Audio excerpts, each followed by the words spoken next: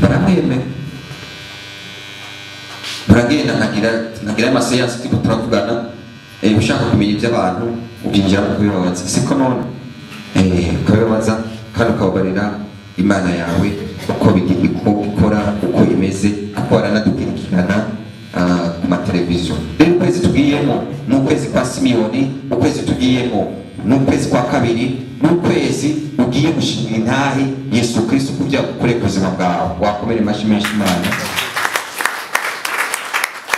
Umva ubyemera utabyemera ugiye gushingira intahe Yesu Kristo mu kwezi kwa kabiri. Imana igiye kuguha intahe. Amen. Kumwisho kugira Imana umwisho uzarangira 28 izarangira 28 kwezi kwa kabiri. Imana yarakutunyarukirije kuzarangira 28. Imana cyanyuma y'ukwezi uzazoshimira Imana uvuga amashimwe tuzoronka abantu benshi. Jinza wa mbere uzakume mu ngiro wa mbere kinda nzafite amashimwe we ni kutazoya afite ubuzasa mu bunano uzosaba mu bunano kibanje nawe Imana nta nakimwe yagiriye kiyambuze kumba ndayibarira ishimwe nabuze nakimwe navuga. Igenda kwizeza yuko ukwezi kwa kabiri uvyemera utavyemera Imana izaguhishime ku buzima bwawe mu izina rya Yesu. Izaguhishime mu kanwa kawe mu izina rya Yesu. Izagukorera igisha ku buzima bwawe mu izina rya Yesu. Si ibyo gusa twavuze kwa kabiri ariko nakubariye isengesho twamara gusenga ya nyenyeri yawe tukayidomeka wishika dimanche na dimanche ngaho tuzokwakira intahe ture niyo tuzikwiza. Wakomera amashyi menshi Imana. Icyo wamenya muri Yesu Kristo biremera. Icyo ubwiza kumenya ni ikihe? Nuko muri Yesu Kristo byemera. Ukwezi kwa kabiri namaze kukubarira n'ukwezi kwa Simiyoni, ukwezi kwa kabiri n'ukwezi ko gushikuba icyabona gushingira intahe Yesu Kristo ibyo yagukoreye imirimo n'icyiza yakoreye ubuzima bwawe. Amen. Amen. Amen. Bamwe b'umushuzo batambuka n'izambere pizanyu. Ambuka n'izambere pizanyu.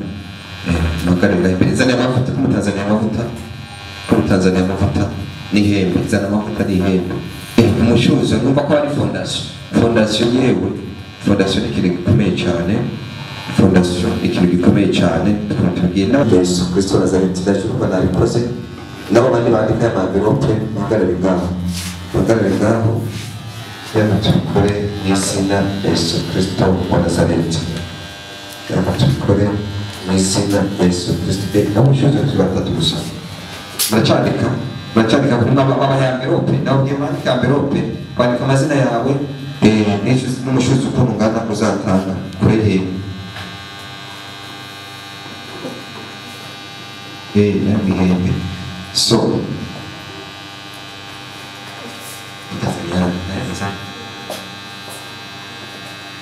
waruza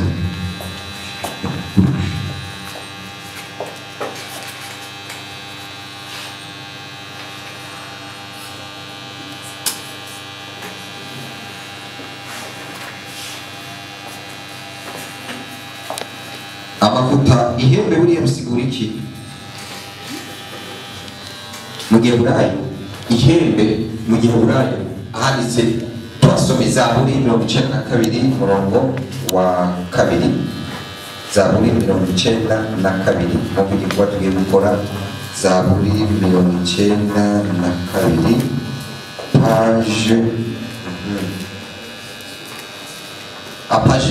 page 677 90 ngo ariko urashyize hejuru ihembe ryanjye nk'iry'imbogo isizwe amavuta mashya rabashekereya. Ihembe rero genda kuba ari ihembe risigura. Ihembe risigura power, ihembe risigura authority. Yesu ashimwe cyane.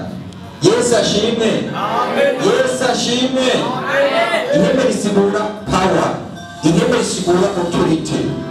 Ngo washize ariko washize hejuru ihembe ryanjye. Ihembe ryawe rero Imana igomba ishire hejuru. Ihembe rya finance ibyo byose igira ishire hejuru ku mushuzo wawe.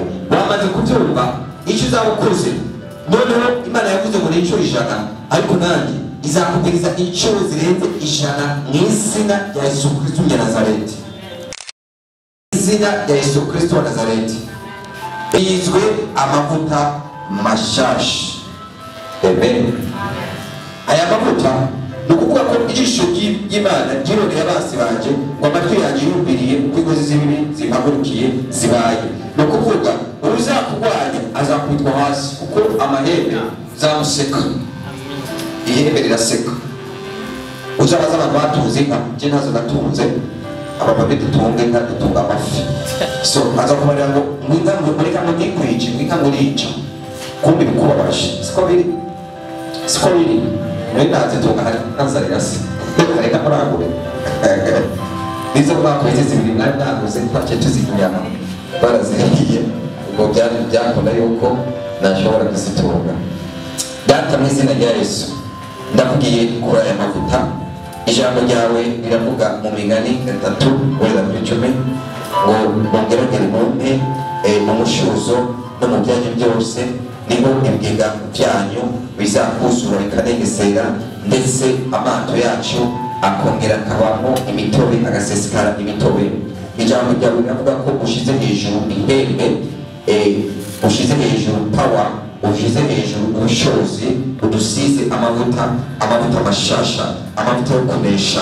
Data, nk'uko twemeye tugakora kino gikorwa cyo gutanga umushuzo, nk'uko twemeye tukubaka fondasiyo ku rutare, nk'uko twemeye tukamukorera, nk'uko tuvuze ngo reka umushuzo uzariherwaye, uzarihe radiyo, uzariho aho dukora ibikorwa, dukoresha ibikorwa byo kwagura umurimo wawe. Natwe reka nk'uko dusuke ko aya mavuta yo mu ihembe ari hejuru, tuzokwame turi hejuru iteka ryose mu izina rya Yesu Kristo wa Nazareti, mu izina rya Yesu Kristo wa Nazareti. Nk'uko ihembe mu gihe warayisigura muri power, isigura mu bushobozi, uko ritujya hejuru, reka tube hejuru tw'abambere muri byose na hose mu izina rya Yesu Kristo wa Nazareti. Ihembe riri hejuru yacu, dusizwe amavuta mu izina rya Yesu Kristo wa Nazareti. Naje ndategetse vugiye ko aya mavuta nk'umuhanuzi ngo uwo amavuta ndayasukako, ndategetse amadolari yose, amamedikashi yari hose, amafaranga manini yari hose, amapaundi, amayero, amamedikashi, amafaranga akora mu baraho, amafaranga akora mu Bashinwa, amafaranga akora mu Banyamerika, amafaranga akora mu bihugu byo muri Afurika, ubwoko bwose yaba amashiringi, uko ndayasukako, amwitabe mu izina rya Yesu Kristo wa Nazareti, amwitabe mu izina rya Yesu Kristo wa Nazareti, amwitabe mu izina rya Yesu Kristo wa Nazareti.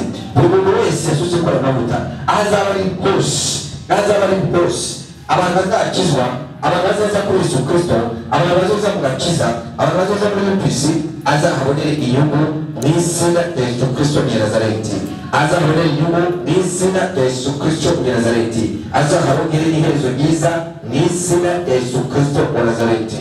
Urakoze Yesu Kristo wa Nazareti, urakoze Mwuka Wera kubikoze. Amen, amen. Amashimeshi ku Mana. Twavuze nawe wandike amverope uzabikora dimanche, ariko amverope yawe uyizane, aho amakashi tuyatora, naje ni kashi ni amakashi, ntabwo ari ideni. So ntabwo ari ideni, ni amakashi. Nawe wandike uzabikora dimanche, nawe twabona amahirwe kugira ngo ayo mavuta kujeko abaririmbyi baturirimbe iriya ndirimbo y'amavuta, niba bari hagufi abaririmbyi baturirimbe iriya ndirimbo y'amavuta, bemo bavuka.